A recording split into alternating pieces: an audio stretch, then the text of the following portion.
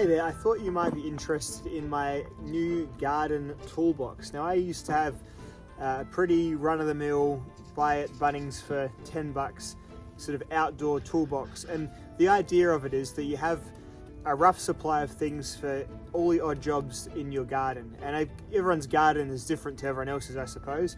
But I got this Yeti here. I'm a big fan of the Yeti brand. All their stuff seems to be really overbuilt.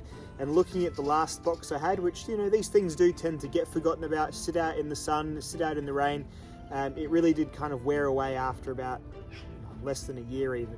So this guy here, I'm hoping for pretty good things, and my first impressions of it are really, really positive as well.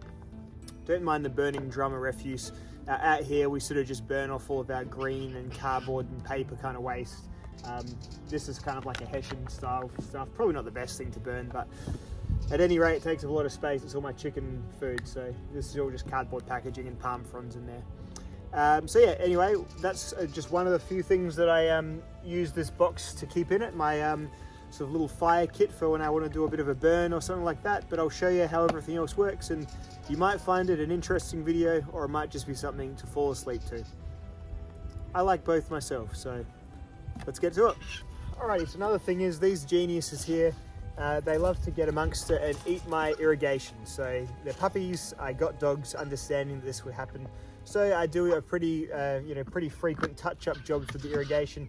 This summer though, I'm going to be doing a full-on relay of all of it on the outside of the fence this time, away from little paws and whatnot. So a lot of this box is set aside for doing that, and I found that this top part here is sort of all my most basic fittings, and then underneath here I've got the other things that I probably use a little bit less. So yeah, as you can see here, I've got bends and straights. So these are the things you use to make corners and to put together bits of dogs chew up, a middle of the line. You cut it clean and you use a straight or a bend to fix whatever was needed. And then of course you need a lot of these little clamps. So this whole part's full of both stainless steel and plastic clamps. The stainless steel ones are really, really tight, and I generally use them for the ends, which seem to fail the most under water pressure. And then I've got some tap tape, so that's for like when you're putting around, when you need to reinforce the threads on a tap. And then I've got lots of these little plugs, so when you do change over your sprinkler heads, because they get bound up with we've got pretty hard water here, and they usually end up failing after a couple of years or so. You might need to plug that and then, make another hole a bit further along. And then I've just got tools that make the little holes nice and neatly and whatnot. And this will also adjust certain types of sprinkler heads and whatnot. That's that one there. So that's the first little shelf here, very commonly used stuff.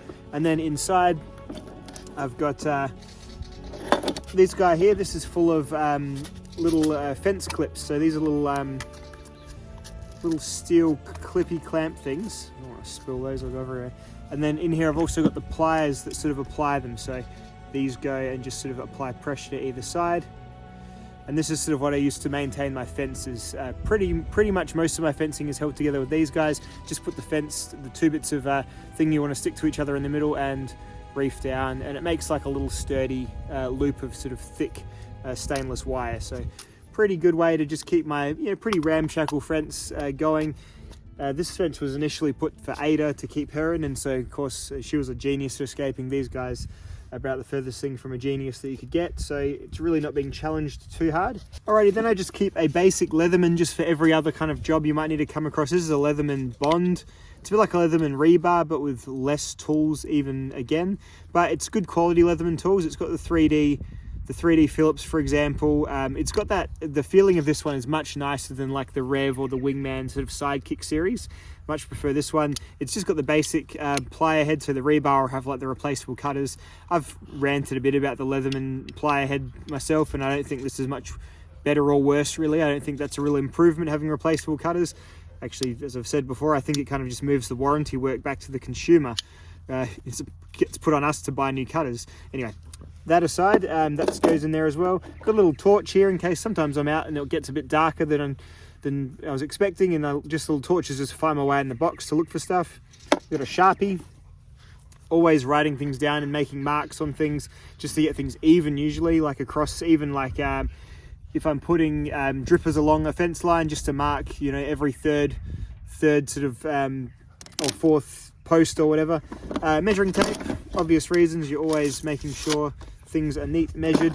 This pair of sort of adjustable pliers here, these are quite good ones. These are really good for cinching down these clips, these ones too, but also these ones. So once you've got it around the poly pipe, these sort of just press fit together, so you sort of adjust it just a little bit wider. There we go. And then they sort of lock around the pipe like so. Pretty good. And then you can sort of, if you can always just pinch them apart again and they're fine. So these are sort of they just live in this box, that's all they're for. So pretty good ones, but I use them a lot, so I don't mind keeping pretty good pliers in this box. Then I've got a little tiny fire kit. Usually it's just a piece of fat wood and the Light My Fire knife, and this also doubles if I don't have a good pocket knife on me, or if I don't have a pocket knife I'm happy to use in a pretty dirty environment. This will do my PVC pipe cutting or my irrigation pipe cutting pretty well. It's a sharp, thin blade, and it also obviously has a fire striker in it. So yeah, I might carry a bit of extra dry lint or just some lint from my pants pockets or something. Use one of these to get a little fire started. I'm often starting little fires. I'm often starting fires. But yeah, I am. I often burn off little piles of things, because you can out here in the winter just burn off your non-toxic refuse. So it's good. And then I've got just lots of little replacement sprinkler heads of different kinds in here as well, because as I said, they're often getting bound up, and often you just replace the whole thing because the water's pretty rough and it sometimes ruins the insides of them. And every couple of years or so, and just little odds and ends, tap fittings and whatnot, and whatever else sort of I feel like I might need to chuck in it for that day or week or whatever. But it all just packs away nicely in here, like so. Front clips down, the handle kind of flops down nicely. Really, really nice, solid, robust feeling box.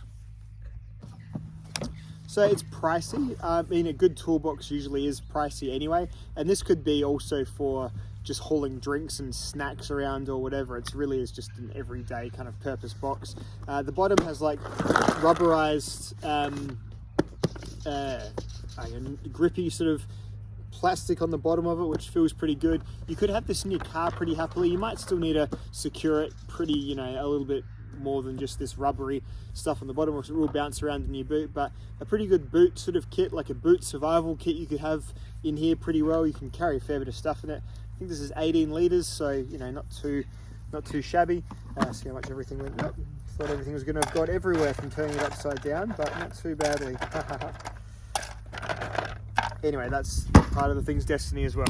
But yeah, really good, rugged, robust design. The thing empty is weighty, it's heavy, and with plastic toolboxes and things like that, that isn't a bad thing. Often heaviness is incorrectly correlated with quality, but I think with things like this, the weight of it and the density of the plastic and the general ruggedness of it, like the thick joints, the thick plastic handles and hinges and stuff like that, yeah, they really do pay off. And yeah, I'm probably hugely biased with this brand. I've just something about the aesthetic of it, and also just the literally never had a bad product from them is what sort of keeps me coming back.